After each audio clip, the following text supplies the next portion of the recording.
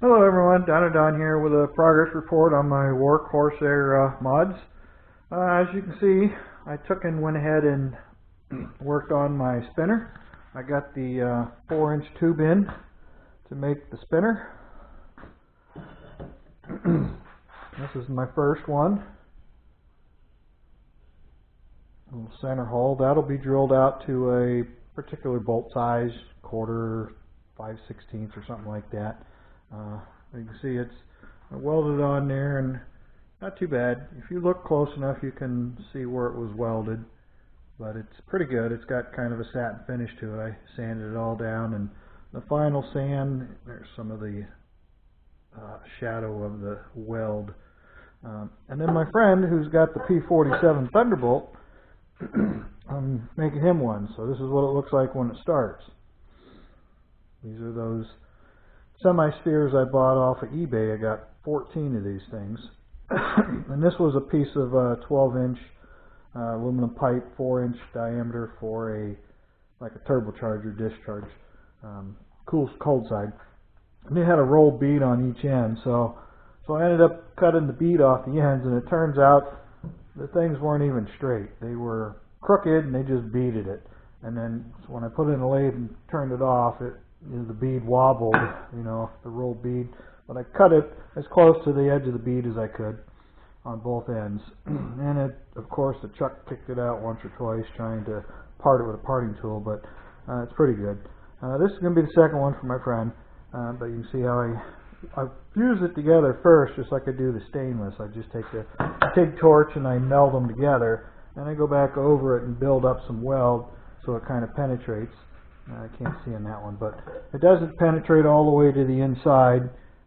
Some places you can just start to make out a thing, but that doesn't matter. But that turned out really nice. It's got a hell of a shine to it. And then the final thing was a green Scotch-Brite cloth to polish it. But if you look at it real close, put a lathe and I spun it, and you can see all the real fine scratches. You could buff this thing to a shine, but I think that's perfect just like that. So. And then today I fired up the CNC and I run that pattern to make this for the oil pan. Well, it turned out it didn't fit. It's like a little big all the way around. And my first thought was, is my CNC out of calibration? But I put it up there and I could get a few holes, but then it was off this way or off that way.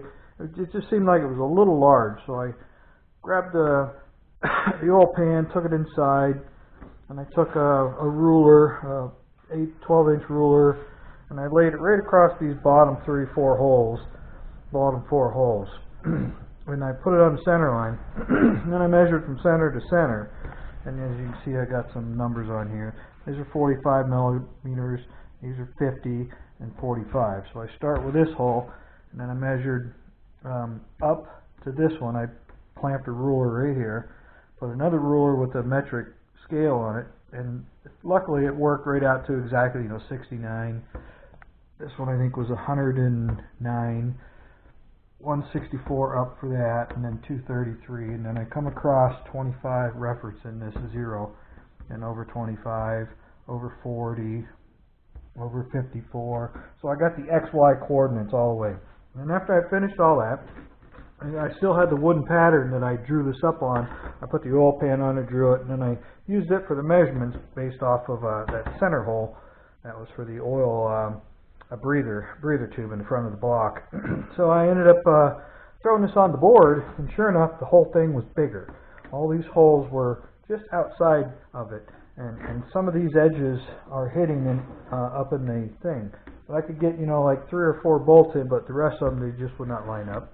I've got 2 extra holes here in the center, here and here. That's just to hold this down on a piece of plywood on top of the CNC. Just come in, peck these holes, and then cut it out. And then when I was finishing the cutout, it snagged and it broke. It just cracked this. But this is just plexiglass. If I had a piece of Lexan like those, it wouldn't crack like this. But this is just to see how close my pattern was, and it wasn't even close. So I redrew it all up again. All I have to do now is just draw the outside profile.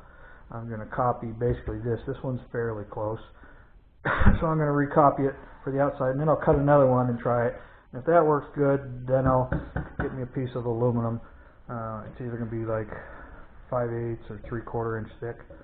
This is 1/2 inch, but again, there's my one for my friend. He wants one. So the fastest way to knock that down, that bead down, first I didn't want to try cutting it because it only grabs out here in the outside edges of the chuck, and it squeezes easy. That's why I got that block of wood in the end to help keep this from squeezing.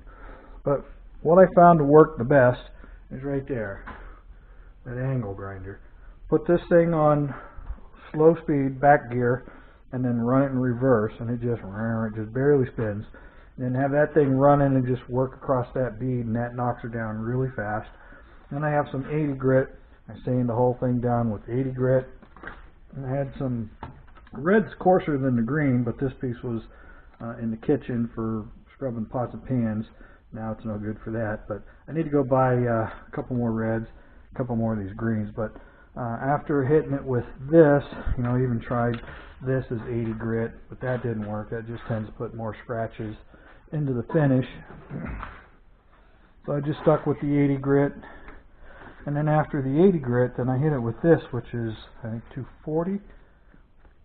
Yeah, I think it's 240. And then that made the finish, and then once you hit it with this, that's how it looks after the end. So this thing works phenomenal for knocking down that bead really fast, while this is just spinning real slow in reverse. Spinning it forward, I don't like it. I like it going back, and then when I buff it, I run it in reverse too, because it's the same speed, forward and reverse.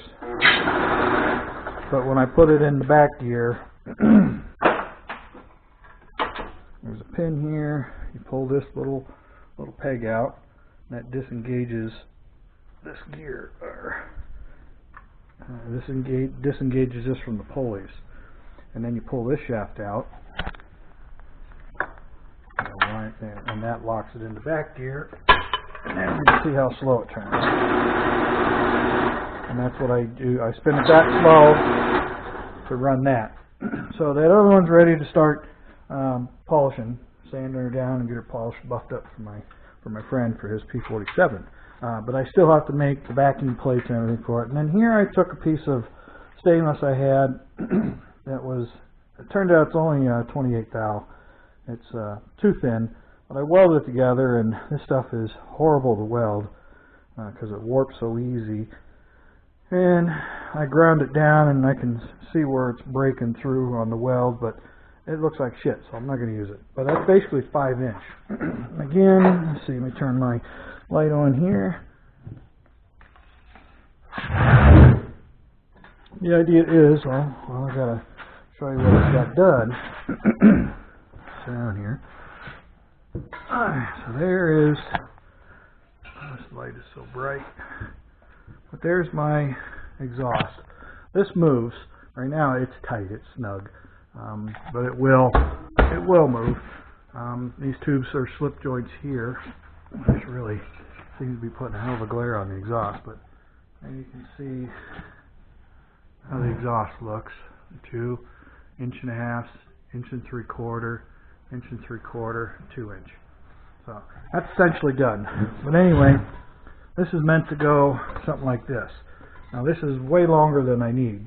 This is somewhere around 10 inches or so. But this piece will be angled back.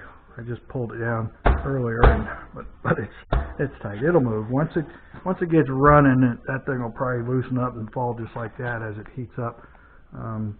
But it looks pretty good. But the idea is to expand this out so it matches that, and it'll be a taper. It's hard to do this. I only got one hand to hold, but it'll come off here at a taper, a cone. It'll splay out to 5 inch. So I was online eBay looking for tubing. First I looked up 4 inch. I got confused and was thinking 4 inch because those spinners are 4 inch. And then there's plenty of stainless to find. 4 inch stainless exhaust tubing.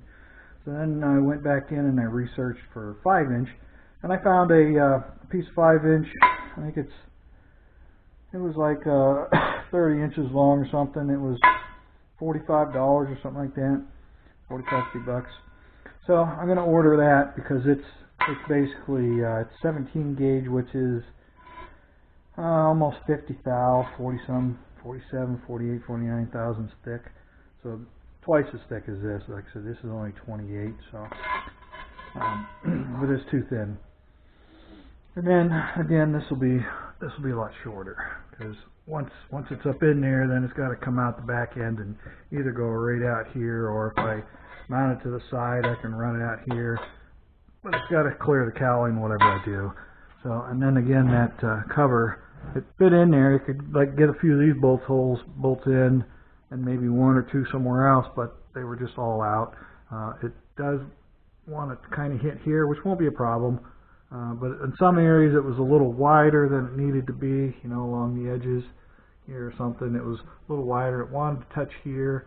It's only going to be 3/16 inch thick out here where it bolts to the flange. And then it'll come down and I'll probably hollow it out so it's maybe a 1/4 inch deep. I may try to get fins machined into it. It's just a matter of how I can draw it up and how the CNC CAM program can run the code to cut them. But that's basically the exhaust right there. So what I'm going to do when I do get just this chamber made, I'll weld one end up completely, and the other end I'll just tack it. I'll just tack it onto the bottom, a couple tack points, and then get it run so it comes out somewhere. And then once I get the oil system done, I'll be able to start the engine and see what it sounds like. And if I'm not happy with it, then I can pop these tack welds loose, pop the cap off, and then put some guts in it and actually make a muffler out of it. So that's kind of where I'm at. Turn this thing off. Oh, I wanted to grab that spinner. Just touching that thing, it gets dirty from your hands. I'm going to shorten this up. This is about 7 inches. Because the bottom of it is where I hold it in the lathe and it's a little boogered up, I'm going to probably try and trim off about 1 inch. So it'll stick like that. So it kind of looks way too long anyway. If I put it on there, you know, something like that, that's almost 2 inches. But I can trim it down once, twice, until I get something where I'm happy with it. But I'm happy the way that turned out. Alright, well, that's all I've got to report right now. It took long enough to finish that up, and took quite a bit of time to tinker with that. Had to get back into aluminum welding mode. When I first tried to weld it, it didn't want to melt. It was just like burning. And I got thinking, whenever I run into that situation, I don't have enough argon flow.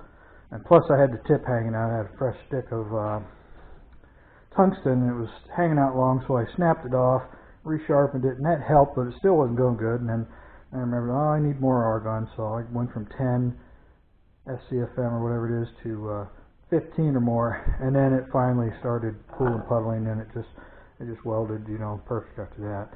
The hardest part about welding this is you can only go so far, stop, and you got to turn it, go so far, stop, because I got the clamp, you know, just clamp to the end of this, like only turn it so far as you're trying to weld your filler. If you had a nice slow rotary table, you could do it really easy. So it's getting better at what they call stacking dimes, but it's always the stops and starts. You know, I just stop there. I can get about 2 inches out of it before I have to stop, inch or so there.